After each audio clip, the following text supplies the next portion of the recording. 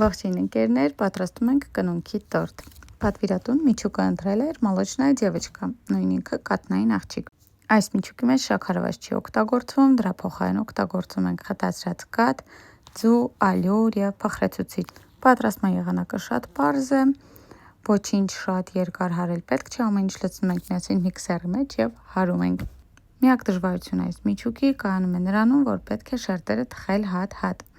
Բայց հավատացեք, դա շատ ավելի հեշտ է, քան մեղրով տորտ կամ միկադո թխելը։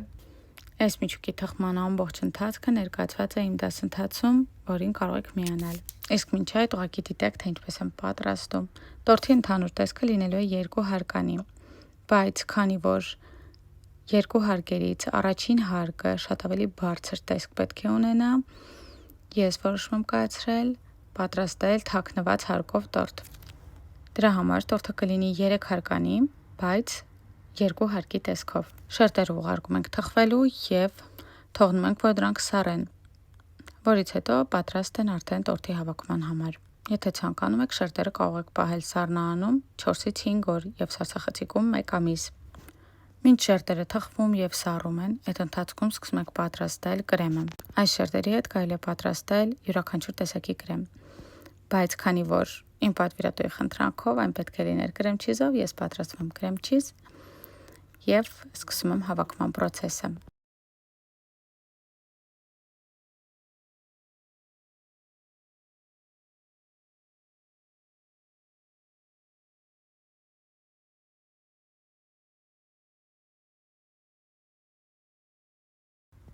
Ինչպես տեսնում եք, կրեմը շատ կայուն եւ գեղեցիկ տեսք ունի։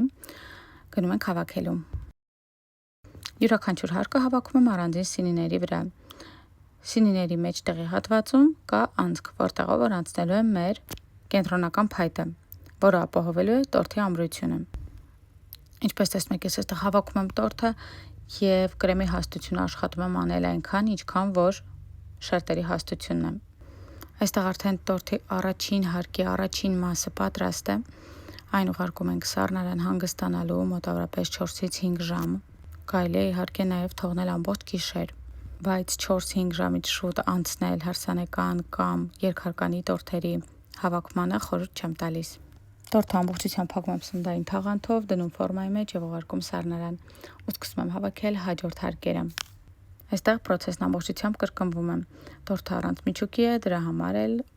միայն կրեմ եւ շերտեր հարաբերակցությունն է։